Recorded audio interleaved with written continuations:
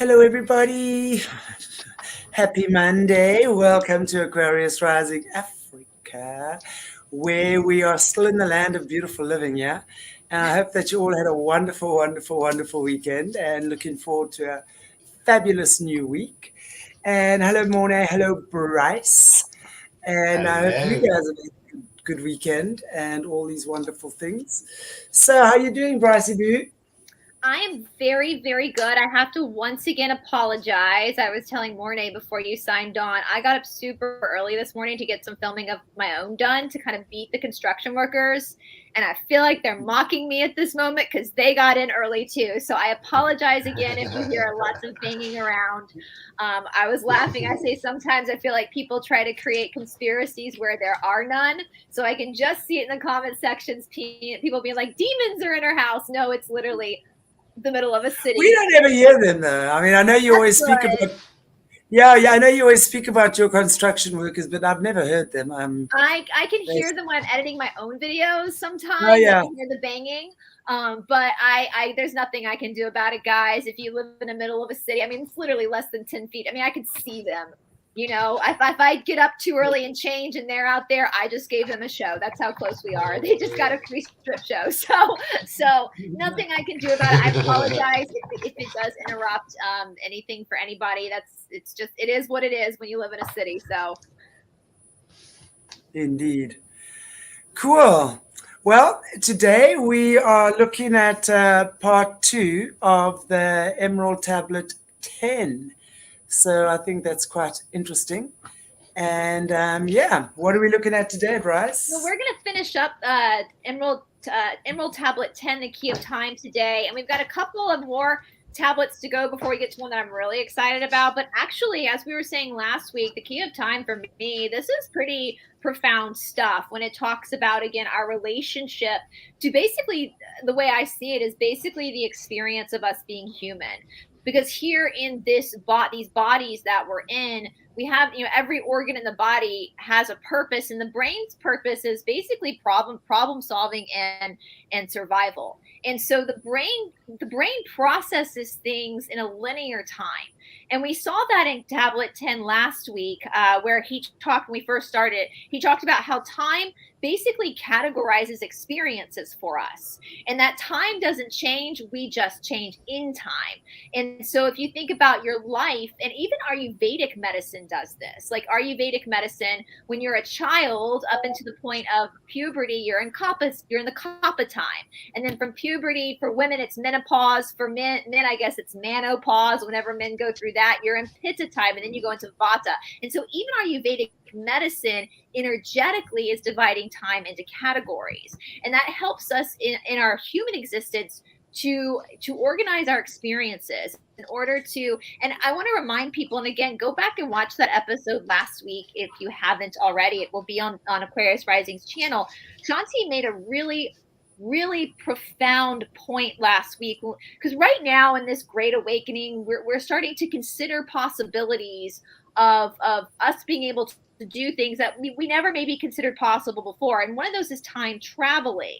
And Shanti made a really good observation about when we go into this idea of our timeline jumping, what we're doing, we have certain events in our lives. And if you guys, obviously, I'm preaching to the choir here, I'm sure, with most people watching this, you know that your experience as a human, actions, cause and effect actions are all that there are. Karma is neither good nor bad. It's your perception of that experience that creates the energetic attachment to it. And so sometimes we're all guilty of it. I don't know one human being who isn't. We hold on to past experiences, and by holding on to that energy, it puts us on a trajectory of a certain timeline. When we go back and examine that experience and heal that experience, it then timeline jumps us to another trajectory. And I thought that was so profound, because I think so many people. I want to explain that nicely, because for those of you who haven't actually watched Drop In with Arrow on Friday, I just sort of touched on the hive mentality, which is very interesting, because when we're looking at how we've been programmed, it's really all the negative aspects of the hive mentality. So when we look at, and I used specifically an example last week of the honeycomb, right? Like we can see So look at the bee, the honeycomb, and each experience is encapsulated within a little honeycomb, right? So let's say you have a trauma with your father, that'll be in there. Let's say you have a trauma with your mother, in another one. Let's say trauma with someone in another one. So time is not linear, it's more like encapsulating, right? So if our experience with dad has been negative, encapsulated in that time capsule, for want of a better experience. And now remember, we're living according to the negative aspects of the hive mentality, right? Where we are disempowered, where we're told what to do, where we're controlled, basically.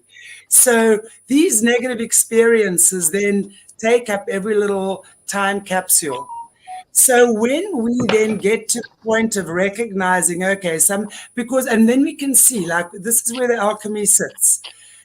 Lead being the negative, pained experiences, like a sinker, a lead sinker. My father was a fisherman, I remember that well. It takes you down, right? Okay. Gold being the creative life force. So it's how you mold your gold, and that's the highest vibrating of all the metals. So when we've gone into the timeline and inspected the lead, so to speak, right? In other words, done the inner work. What happens then is, and remember, energy can never be created or destroyed, only ever transferred or transformed. Let's always go back to the base teachings, right? That's energy. You've transferred it there, which is why it's become lead. Now, in order for you to turn it into gold, you've got to go back and transmute it, transform it. So how do we do that? We go back by looking at the truth of the situation. So now we're reversing the hive mentality. We're reversing the hive mentality. Remember, we create the light creates, the dark emulates. So now when we start going there, we're like literally flipping up what they've done. Now we're reversing and we're working towards the true hive mentality, which is, if you look at the queen, right? The queen, it's symbolic. It's not a lizard we got to bow down to, right? Like we have in physical form. This is symbolic of we're all working towards a higher good. And each of us knowing what our purpose in this hive is, right? So that's why, and it's interesting, a lot of celebrities are being beekeepers right now. I'm doing a lot of looking into that. But the point is, what I'm saying is, so as you go back and you look at the lead encapsulated, bing, it transforms. And then if you look at the hive, it's like one little octave next to each other, fitting into each other like a puzzle, right? As you transmute it, the transformation is instant. And boom, everyone gets it in a nanosecond. Yep. And that's how we then reverse. And I'm doing a talk on this with Tom Althouse tomorrow night, by the way, we're talking about the hive mentality, because that's how we get out of the matrix. Yeah. This is how we do it. So when we understand time is not linear, no wonder we are so pressurized every day. We never have time to do anything. The stress of that creates more lead encapsulated timelines, or time capsules. So then, exactly then, when we transmute that, boom, we automatically raise our frequency and our consciousness, which then automatically elevates us. We don't have to climb. We don't have to try. We are automatically elevated onto a higher level of awareness, where you heal yourself, where suddenly things make sense, where you can dissolve anger or whatever it is, things make sense. That's all I'm saying. So when we go and do that, we understand that then we've already started releasing that which keeps us contained within the matrix hive mentality. And isn't that like the whole crux of the Great Awakening? It's this idea that and that's throughout the Emerald Tablets, Thoth keeps calling us magic. You're magic. And it's in this tablet, or the last tablet, I believe he said, people will label something as magic that they don't understand. And so he's saying, you don't understand. You are the answer to your problems. You are the answer you seek. But I think in our, we see so many people being so bogged down with that lead, just boom, boom, boom, that they're constantly looking for something outside of themselves to relieve that burden, when all along it's always been you that is that alchemist, that is that magician, that possesses the power. And actually, it's the lead. It's the lead, and if you look at the honeycomb, it's 5 sides. So what we're doing now is we're reversing into 5D consciousness. Yeah. You can't get there unless you've understood this. So, and that's the whole thing. And that lead really is what we need to be inspecting, because that has the potential. That is where all your probability of and that perception finding. changing, that perception changing on its own is like a huge step. And that's why I tell my students, my yoga it's a figure. That even with yoga, I always laugh and say ugly yoga is the best yoga. Pretty yoga is boring. Like ugly yoga, where there's tightness and there's reaction, that's where it's juicy and that's where it's interesting. And so when you're able to go back and look at these things in a different way and see it as, oh, that's actually where the power lies, all of a sudden things automatically start to shift for you. And that's the beautiful thing, is like within this whole, Great Awakening, it's not just you are an option to help yourself. You're it. You're the only thing that's going to be able to transmute that for you is you. That is it. There's no other option. No one can ascend for you. No one can do it for you. And that is I know for a lot of people that might sound overwhelming, but I promise you, once you start that road, it starts to become very liberating. And I want people to understand that that is your privilege. Being a fractal of God is that you have that power, and that power is what's going to take you out of enslavement, out of the matrix. And so what I thought I would do today, because this is such a powerful tablet, is we got halfway through it last week. What I thought I would do was I would go back and reread everything we did last week without interruption, and then so people remember all this stuff before we get to the part where we stopped, and then we can start breaking it down. Is that okay? Yeah. Awesome. All right. So I'm just going to go through what we read last week. If you want to hear our commentary on the first part last week, go back and watch last week's video. All right. So this is Emerald Tablet 10, the Key of Time. Listen, O man, take of my wisdom. Learn of the deep hidden mysteries of space. Learn of the thought that grew in the abyss, bringing order and harmony in space. Know ye, O man, that all that exists has being only because of the law. Know ye the law, and ye shall be free, never bound by the fetters of night. Far through the strange spaces have I journeyed, into the depth of the abyss of time, learning strange and yet stranger mysteries, until in the end all was revealed. Know ye that mystery is only mystery when it is knowledge unknown to man. When ye have plumbed the heart of all mystery, knowledge and wisdom will surely be thine. Seek ye and learn that time is the secret, whereby ye may be free of this space. Long have I sought wisdom, and shall seek to eternity's end.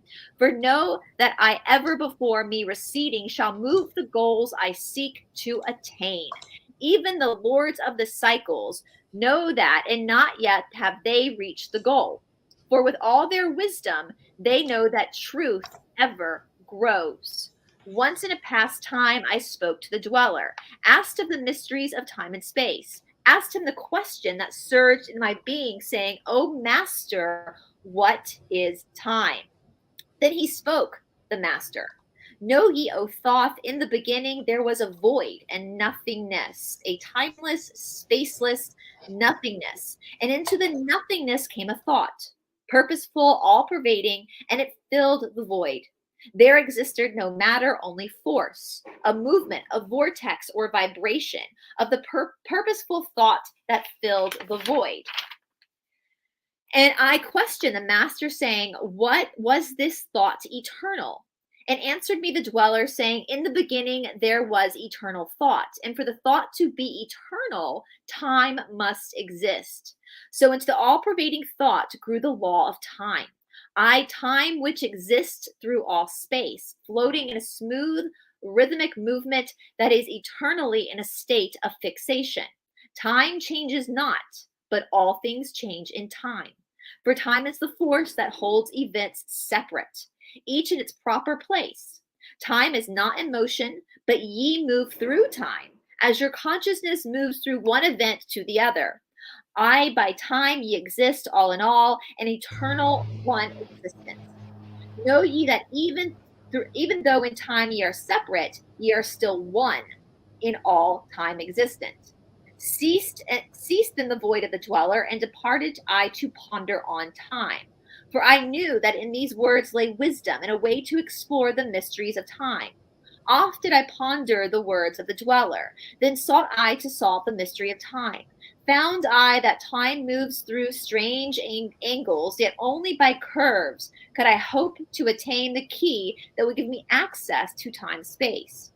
Found I that only by moving upward and yet again moving rightward could I be free of the time of the movement. Forth I came from out of my body, moved in the movements that changed me in time. Strange were the sights I saw on my journeys, many the mysteries that opened to view. I saw man's beginning, learned from the past that nothing is new. Seek ye, O man, to learn the pathway that leads through spaces and that are formed forth in time.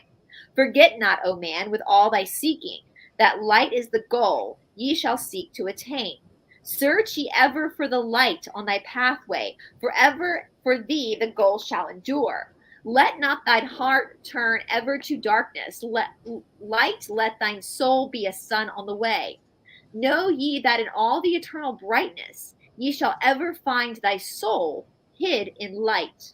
Never fetter by bondages of darkness, ever shine forth a sun of the light. I know, though hidden in darkness, your soul, a spark of true flame exists. Be ye one with the greatest of all lights, find at the source the end of thy goal. Light is life, for without the great light, nothing can ever exist. Know ye that in all formed matter, the heart of light always exists. I, even though bound in darkness, inherent light always exists. Once I stood in the halls of Amente and heard the voice of the lords of Amente, saying in tones that rang through the silence words of power, mighty and potent. Chanted they the songs of the cycle, the words that opened the path to beyond. I saw the great path opened and looked for an instant into the beyond. Saw I the movements of cycles, vast as the thought of the source could convey. Knew I then that even infinity is moving on some unthinkable end. Saw I that the cosmos is order and part of a movement that extends to all space, a part of an order of orders, constantly moving in harmony of space. Saw I the wheeling of cycles like vast circles across the sky. Knew I then that all of this has being, is growing to meet yet other beings in a far off grouping of space and of time. Knew I then that in words are power to open the planes that are hidden from man. I, that even in the words lie hidden the key that will open above and below. Hark ye now, man, this word I leave with thee. Use it, and ye shall find the power in its sound. Say ye the word Zinurel, and the power shall you find. Yet must ye understand that man is of light, and light is of man.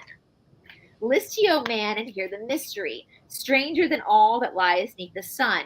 Know ye, O man, that all space is filled by worlds within worlds, I one within the other, yet separated by law. And that's where we stopped last week. So just a refresher from where we are. So we're going to pick up with the next verse today. Once in my search for the deep buried wisdom, I open the door that bars them from man, and them is in all capitals here. Called I forth other planes of being, one who was fairer than the daughters of men. I called her from out of the spaces to shine as a light in the world of men. Used I the drum of the serpent, wore I the robe of purple and gold, placed on my head the crown of silver, around me the circle of cinnabar shone, raised my arms and cried the invocation that opened the paths to the plains beyond. Cry to the Lord of the signs in their houses, lords of the two horizons, watchers of the treble gates. Stand you one at the right and one at the left, as the star rises to his throne and rules over his side. I, the dark prince Ariel, open the gates of the den-hidden land and release her whom you keep imprisoned.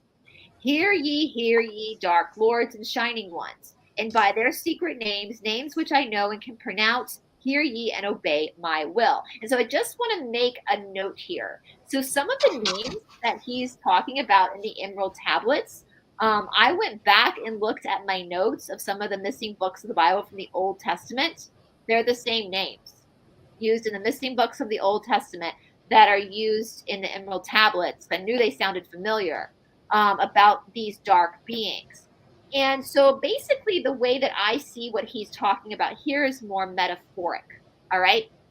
Doriel has a very different perception of this, but we know the feminine energy is what? It's intuition, it's creative force.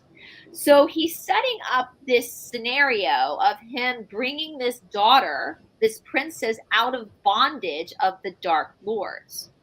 He's used the drum of the serpent.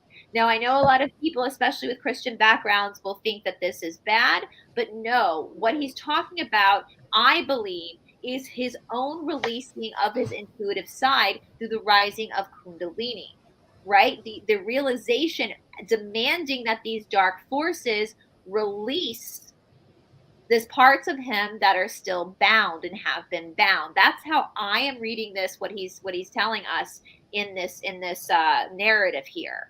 And so obviously people are going to have different opinions of that, but that's how I've read this. All right. He goes, say, lit then with the flame my circle, and I called her, and the space places beyond. Daughter of light, return from Ariel 7 times, and 7 times have I passed through the fire.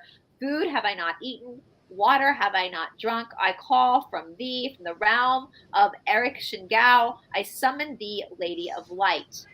Then before me rose the dark figures, I the figures of the lords. Parted they before me, and came forth the Lady of Light. Right? So again, I feel like this is very much a symbolic story of him after he's traveled and he's starting to understand and ponder these complex ideas from the dweller, from the guide of his. He's now able to start to release himself from his own demons. And so I want to also, the word demon, and the Hindu scripture is really good at kind of describing this. Demon is short for demonstrator. And so what is a demonstrator? A demonstrator is a teacher. And so if we're talking about the alchemy of our darkness, when we start to transmute and liberate that, we are using the experiences of our own pain and suffering to learn from them to transmute. And again, all these names that he's mentioning of these darker ones are mentioned in the missing books of the Bible. So again, that's very, very interesting for the people who are conspiracy minded. I found that interesting. No such thing as coincidences when it comes to this kind of stuff. And so there is a correlation and a crossover between the missing books of the Bible and what Thoth is teaching in this. I also, Mr. Fox was telling me the other day in one of the Cassiopean readings, they ask, who is Lucifer? And I know this is going to trigger people. I know, but it's interesting because the Cassiopeans tell us, you're Lucifer. You are. Humanity, you're Lucifer. That's it. You're it. So that makes sense with it's within you. It's your darkness within you. And so that makes sense with what Thoth is saying. He's like, I think he's explaining this oh shit moment where he's like, oh, I'm the king of myself. I can do this myself. And so he drums up his Kundalini and he frees and liberates the intuitive, the feminine aspect of himself that's of the light in order to be more free, if that makes sense. So he goes on and says, free was she now from the lords of night, free to live in the light of the earth sun, free to live as a child of light. Isn't that interesting? A child of light. How many times do we see Jesus, Yahshua, talk about children? Be like children. And so we're looking at that really demented side of ourselves, the shadow, the dark side. And we think it's so bad, but when it's cured, if it's when it's transmuted, it becomes childlike and innocence again, right? Yeah, So beautiful. beautiful is that, right? So nothing within you is ever doomed for eternity. There's always things to do to bring it back to that childlike nature. Hear ye enlist, O my children, magic is knowledge, and only is law. Be not afraid of the power within thee, for it follows the law as the stars in the sky. That's so powerful. Don't be afraid of yourself. Don't be afraid of yourself. You are the magic within you, the spirit within you follows the same law intuitively as the stars in the sky. You are as powerful as the stars in the sky. Don't be afraid of yourself. Don't be afraid of yourself.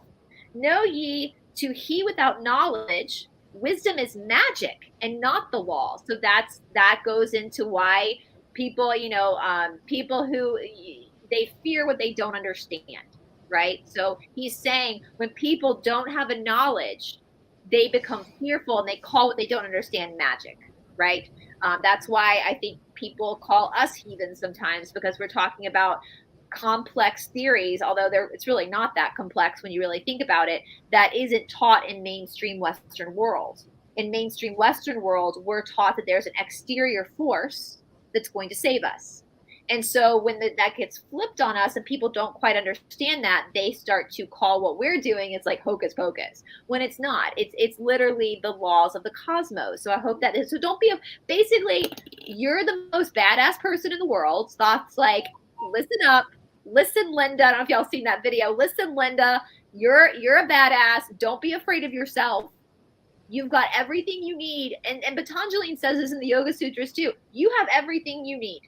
You have everything you need to figure this out. You're a living, breathing soul. It's already in you. It's already there. So don't be afraid of yourself. All right. So again, I'll reread that. Know ye that he without knowledge, wisdom is magic and not of the law. Know ye that ever ye by your knowledge can approach closer to the place in the sun. List ye my children, follow my teachings, be ye ever seeker of light. Shine the world of men all around thee, light on the path shall shine among men. So be that beacon among men. Follow ye and learn of my magic. Know that all force is thine if thou wilt it. It's all yours if you will it. Right? And when he's saying, follow me and learn of my magic, but the key word here is learn. He's saying, he can't do it for you. Right? These whole many templates were written for you. He's trying to tell you, I can teach you certain things, but you have to do it yourself. I'll help you. Yeah, application, integration, application. That's the same for Morné, Shanti, and anybody out there that's watching that's a yoga teacher or a Reiki healer or whatever you're doing, whatever healing modality, you know full well that when you're working with that client or that student, you're just a conduit of information. They're the ones actually doing the work. A facilitator. You're just a facilitator. Yeah, you're the kind of the hand holder while they do, because you literally can't do it for them. So it's, and that's kind of what he's saying, and that's the same thing. We talked about this way in the beginning when we first started talking about the Emerald Tablets, how many people have made Thoth a god, where Thoth himself in the very beginning of this said, I'm not a god. Don't worship me as a god. I'm a teacher. That's all I am. And so he's telling you, your magic is not coming from him. It's you. And he's just the person trying to encourage you to facilitate the information. So that's really powerful. Know ye and learn of my magic. Know that all force is thine if thou wilt. Fear not the path that leads to knowledge, but rather shun ye the dark road. So don't stay in ignorance. If you know you need to learn something, go and learn it. I mean, that's what the Cassiopeans say. Knowledge protects, knowledge is power, and knowledge is infinite. Like this thine, O man, for the taking. Light is yours for the taking. Cast off the feathers, and thou shalt be free. Know ye that thy soul is living in bondage, fettered by the fears that hold you in thrall. Open thy eyes and see the great sunlight. Be not afraid, for all is thine to own. Fear is the lord of dark Uriel, which again is one of the demonic names that is listed in the missing books of the Bible. So fear is a part of the darkness. It's a part of the darkness. And so don't be afraid. And my teacher in India always says, wife fearing, wife fearing, wife fearing. Fear, false evidence appearing real. To he who has never faced the dark fear. For the fear has existence created by those who are bound by their fears. So what's that famous quote? We have nothing to fear but fear itself. So we're the ones, it's not real. It's something you've created. You've created this energy of fear. It's not real. Shake up all thy bondage, O children, and walk in the light of the glorious day. Never turn thy thoughts to darkness, and surely ye shall be one with the light. Man is only what he believeth. Boom. Man is only what he believeth.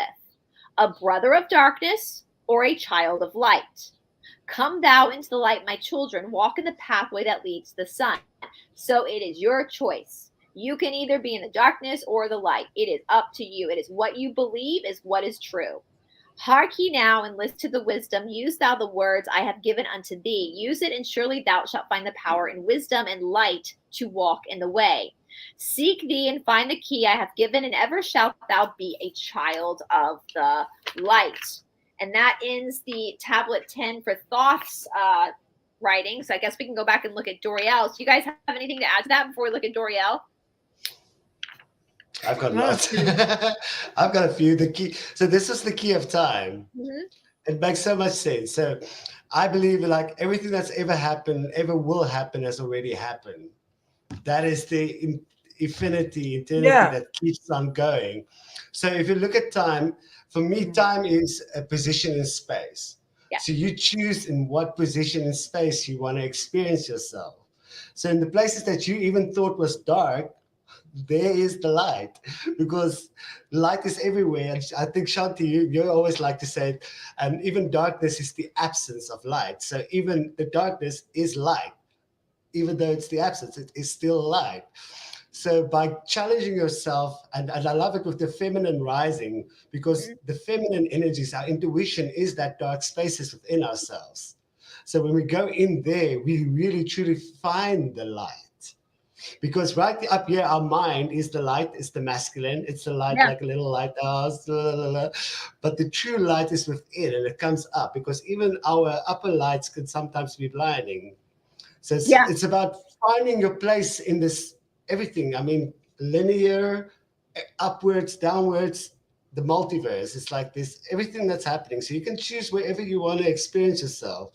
And when you go into that places, then suddenly you jump timeline, so to say, and you go into that place where suddenly you have this experience. Suddenly green is greener, and it can happen in an instant. So I love this tablet so much because it explains it. Because what is stopping us? Right. Fear. And you know. And did you notice, speaking of that, the light and darkness, we led up to him saying that over and over again, that even with darkness, there is light, because light is the only thing that can create. So then when he got to the end about you creating your own darkness, he's saying, but remember, there's light in that darkness, so you're the one that can extinguish it, right? It's because you are that light. I love that. It's in Sanskrit, the word is prativa. Like when you have that, it's called a flash of illumination. Prativa, it's one of my favorite Sanskrit words. A flash of illumination, where all of a sudden it's like, oh shit. Like that prativa moment. We've all had them in our lives at different points in our lives, where all of a sudden you're like, oh. And I will say too, they say psychologically that all of our fears, every single fear that you possess, whether that's the fear of public speaking or the fear of flying in an airplane, some of the most benign fears that you can think of in your life, every single fear can be whittled back to the fear of death. No matter how benign it is, it's that fear of mortality. And so what I think we get caught up as well is that you're right. We're experiencing ourselves in these because he's saying time is standstill. Time is not, you're the one that's changing in time. So you're the one that's jumping from experience to experience to experience. When we understand that that death actually doesn't exist, it's not real. When we actually know that you cannot kill a soul. You can kill a body, but you can't kill a soul. And I believe I believe that too, that when we come to this earth, our last day is already in the books. Like we've already signed the contract, agreed when we're going to leave this body. And I've laughed and said, listen, boo, if it's not your time, You could be in a plane crash over the freaking Atlantic Ocean, and if it's not your time, you will be the lone survival sitting in that raft waiting for rescue, right? Like, because you have agreed to these certain experiences. And so once, it's like my grandfather had a near-death experience where he saw the light, all that kind of stuff. And I only knew him after that. But after, everybody says, after that experience, he completely changed because he didn't fear death anymore. He became a more loving person. He became a more courageous person. He became just a more grounded in himself. And I knew him that way because I only knew him after his death experience. But he didn't have any fear because he experienced what that was like. So when the final day came, when he really did pass away, he wasn't afraid. And so to see that in people who've had those near-death experiences, the amount of life they're able to truly live once, and the amount of transmutation they can do, and the amount of that their perception changes because they've released that fetter, that bondage of that fear that we've created because we don't understand the unknown. And so it's very powerful. I agree with you, Morné. This is one of those powerful tablets. I just want to add to that. Fear of death is the linear timeline thingy. So once you get over that fear of death, then suddenly you move into a different time, like a different understanding of fear. So then you start becoming grateful and courageous, but you still have fear. You fear that maybe you don't make amends of somebody, or you feel like it's not about death anymore. It's about making the best out of this life and giving it all. So then you get a whole different way of how fear starts working as well. Because fear, obviously, it's part of this part of our nervous system. But yeah, you're right. There's more integrity. There's more integrity. It changes. It pushes you. Yeah. And you're right. Instead of controlling you, it is a tool that you can use. It's informing you. It's not controlling you. It's informing you. Exactly, and so you're right. Because my grandfather was very big on integrity. He was very big on making sure everything was okay. He would sit with us, his grandkids, all the time and, tell us, there's nothing. He would say all the time, you can't control anything in this world. You think you're controlling things. You're not.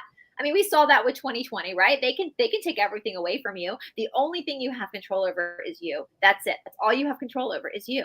And how powerful is that? But you're right, Morné. When that fear of death, when that fear of immortality is gone, the fear then becomes, instead of a debilitating fetter, it becomes an information.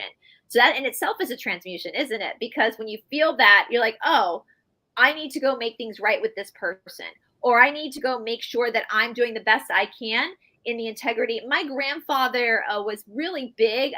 The latter part of his life, he owned a factory, a business, and he hired so many people who wanted to immigrate to the United States. He would offer them jobs to get them visas so that they could come to the United States and have a better life. That was really important to him. And so he would do that because he wanted to make sure that these people, these strangers to him, had an opportunity at greatness from whatever country they were trying to escape and get out of. And I look at that too. It's that same thing of wanting to make sure, because you understand at that point that love is all there is, right? And so you're extending that out towards so many people, even complete strangers, which in reality, I don't think anybody's really a stranger to each other because the soul does recognize other souls. And so, yeah, I agree. I think that this tablet 10, the key of time, there have been quite a few powerful tablets, but this is one of the most powerful because you're right. I think that fear of death does come from that understanding of a linear time, which nothing is really ever linear, is it? So anyway, so I will look at Doriel's commentary here. We'll go back. So Doriel says, and again, guys, if you're new, this is the translation that I am using. It's the translation and commentary. There, just for people who might be new, there are a lot of commentaries on the Emerald tablets. Don't limit yourself to, I'm just using this one because literally we would be on the Emerald tablets for like 5 years if I went through every single commentary that existed.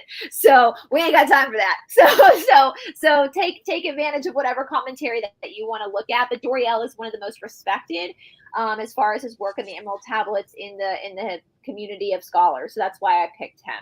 All right, so he goes in, his commentary on this tablet is, the thought which grew in the abyss was the first expression of activity and movement. Without law, which is order, nothing could exist in form, right? And I think we referred to this last week in one of the prior tablets. one of the most profound things that Thoth had said, in my opinion, in one of the prior tablets, was that you only know life because of the fear of death, because you know death, right? So there's only a knowledge, it's the opposing forces. We only know good because we understand bad. And that's the polarity, that's the friction that creates understanding and consciousness. And so before, if you look back, Thoth said there was an abyss of nothingness, and then all of a sudden there was a thought. Later on, he says that thought came with the force. He explained it like a force, a conscious awareness of itself, which is that force which create when there's a conscious awareness of yourself, or of a consciousness is aware of itself, then there becomes a thought around that. And so now we have a force, we have matter, we have the creation of matter. Time, the great secret, is the key to freedom.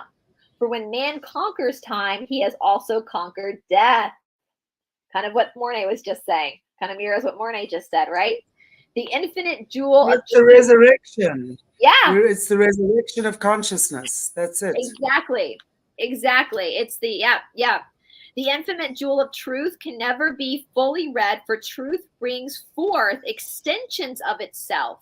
And when one truth is mastered, other truths appear. So we're never, and actually the Cassiopeians also said when their prior readings, when it was asked, like, and I'm paraphrasing, like, what was the worst thing that ever happened to humanity if you could whittle it down to something? And they said that there is only one. The worst thing to ever happen to us is that we believe there's only one religion or one true way of thinking. Because once you become bound by this one way of thinking, you've now become limited in the knowledge that's available. Right. And so that's what they're saying. The more you learn, it's like, I like that saying, the more I learn, the less I know. Like, the more you learn, the more you realize there is more to learn. There is more questions to be answered. And so it's a continual, it's an infinite loop of vast knowledge. Right. And so that's exciting. And to understand that means that you're limitless in what you can really, really understand. The Thoth questions the dweller about time and space, and the dweller tells him of the beginnings of all things in the great void. He tells him of thought which sprang into being, and his questions as to thought being eternal. The answer of the dweller is so plain as to need little amplification to those who have studied the 6th and 7th grade books of the Brotherhood College Work. I don't know what the Brotherhood College Work is. If anybody knows what that is, he literally, I'll see if I can show it on camera. He literally says it's like the 6th and 7th grade levels of the Brotherhood College Work. I don't know. So if anybody knows what that is, let us know. Thoth finds that time is angular in movement, yet begins with curved walls. As to penetrate into the past, the consciousness must be in curves, starting in the pineal, and some exercises giving earlier. So if it's starting in the pineal and it's curved, it's what Shanti was saying about time. It's going back in time within your conscious understanding, back to experiences that are placeholders in time. Starts here. Interesting. Thoth mastered time and was able to move backwards and forwards in time, seeing strange sights and learning from sights of man's beginning. Thoth again exhorts man to seek for light, for only thus can they know their own soul. He tells us that in the manner that consciousness exists, though not always consciousness. So I like that. He says light always exists, but it's not always consciousness. Like, it's not, the light within your darkness is there, but it's not conscious of itself being there. Does that make sense? And once you realize that there's that light exists, then boom, everything changes. All right. Thoth tells of his wonderful experience in Aminte when the Lord opens the path of their own cycles and allows him to see with his own eyes that which existed beyond. From this, Thoth learned that progression and order are the same in all cosmic cycles, and that are all working in harmony towards the same end. Thoth was able to see the purpose behind the pushing out into space of cosmic cycles, and with the Lord of Nine could feel the drawing together of the extensions of the different ayad. He learned, that in words which are examples of vibration lie the key to the openings of space and even the cycles. He gives a vibration word which is in the key of life. He speaks of interlocking worlds and spaces set apart from one in which we dwell. Each of these filled with manifestations of consciousness. So that's what Morné was just saying, right? Like that you have these different expressions of consciousness or experiences that are placekeepers of time. So that's what he's saying here, that you can consciously go into these different experiences. And the time hasn't changed. It's just a placeholder for each experience. Placeholder.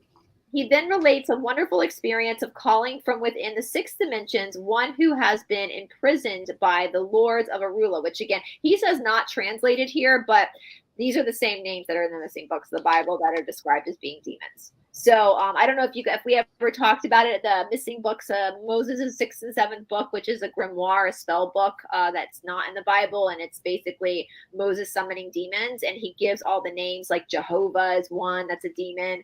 And so it's interesting that it matches what Moses in the 6th and 7th grimoire, the missing books of Moses. She was one who when occupied. So he's talking about the female now that I believe is an interpretation, as we were saying, of your own internal self. She was one who, when occupied the past cosmic cycle, attempted to come into this cosmic cycle and failed and was imprisoned by the lords. Thoth, through his knowledge, opens the gateway and calls forth this imprisoned consciousness.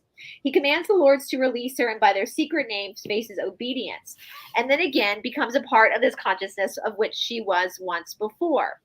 He states that knowledge is called magic by the ignorant and tells them not to be afraid of all its manifestations of law. Everyone has the force if he knows how to use it, but few have the knowledge. Everyone has the force if they know how to use it, but few have the knowledge. Those who fear the unknown make that fear a living thing. All fears of mankind have their source in the dark lords. Conquer fear and be free. Man makes himself according to his thoughts, a being of light, or one of the darkness. And that ends Doriel's commentary on the 10th tablet. So what do you guys what are y'all's thoughts on that? No, I think it definitely makes a lot of sense. The whole time thing in terms of, it just wraps it up really. I'm looking at the comments now. Yeah, Annette Elizabeth. Yeah, I agree with you. The feminine rising, Lucifer is the light that shines on the ego. Yep, absolutely. The sun is the source of all energy. It's not of matter. Yeah, we can. Yeah, absolutely. And she actually put it out here. Son of God, the solar plexus. That's absolutely. So when you have that knowledge of the chakra system, which if you don't know about the chakra system, I think if you go through Aquarius Rising Africa or Solutions by Aquarius Rising Africa, you'll find many videos to give you that information. But yeah, isn't that brilliant how he uses the macro and the micro, right? Every as above, so below. Everything that we can see as an experience of the exterior is really just a representation of the interior. And that's how we process time, is through those experiences of actually the soul actually knowing itself, right? The soul refining itself. So I agree with you, Morné. I think this is one of the most powerful of the tablets thus far, because we're all slaves to the illusion of time, aren't we? We all are. We all completely. Yes. We live in you have to do this and do this and do this to get to that place. But there's other ways to get to that place. You can just sit still and breathe, and then suddenly you get to that place. Then, wow, in the next 3 days, your world has changed. You meet new people and stuff. Stuff falls away. So we constantly time jump.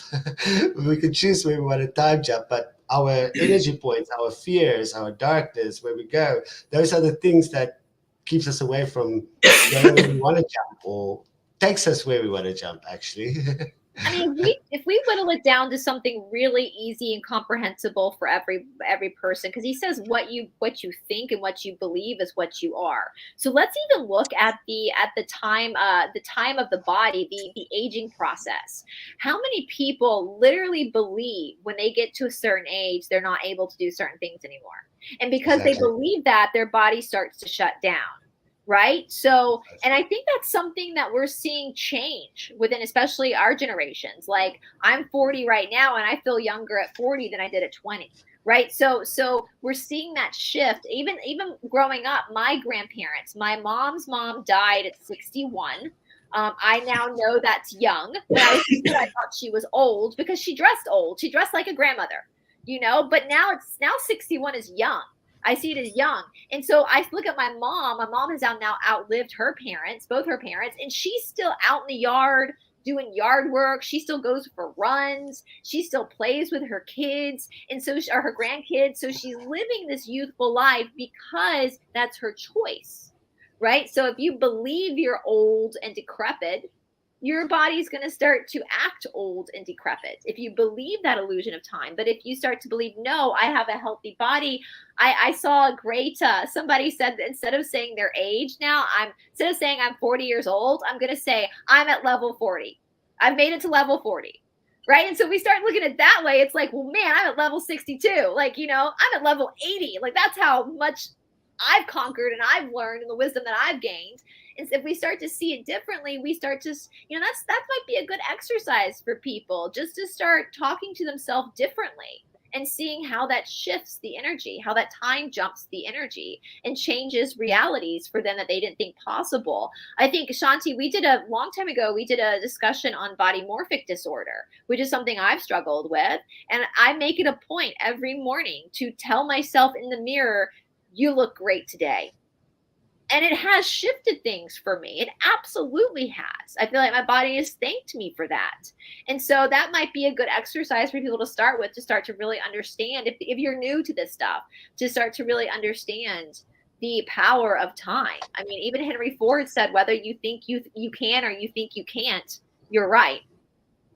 Whether you think you can or you can't, you're right. So, yeah. Either way it can be for you, right? Right. You're right. And ultimately it's a choice. You either choose it or you don't. And that's the bottom line. And it is what it is.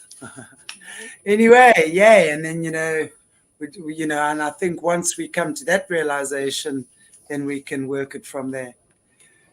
Yeah. Okay, gosh. I'm just seeing any more. Scotty, I'm 21 with 31 years experience. I know the feeling. I definitely know the feeling. Yeah. Okay, guys and girls, wonderful. Thank you so much for joining us again for another, I want to call it episode, chapter, tablet of the Emerald Tablets. And we'll have Bryce with us again next week, Monday, for 11. Next. We have above and below. Next. Yeah. And we'll see Bryce again on Wednesday anyway, with the Sophia code. And I will be on tomorrow with Alice Parola and Tom Althouse again. So I'll catch you guys tomorrow, and Wednesday with Jessie again and Bryce. And I can't remember what's happening after that, but check out our schedules. They're all over. But just to give you a little bit of a update. Okay, take good care, everybody. Love you madly. Mwah. Like, share, subscribe, please, and we'll see you very, very soon. Cherry buys. Bye.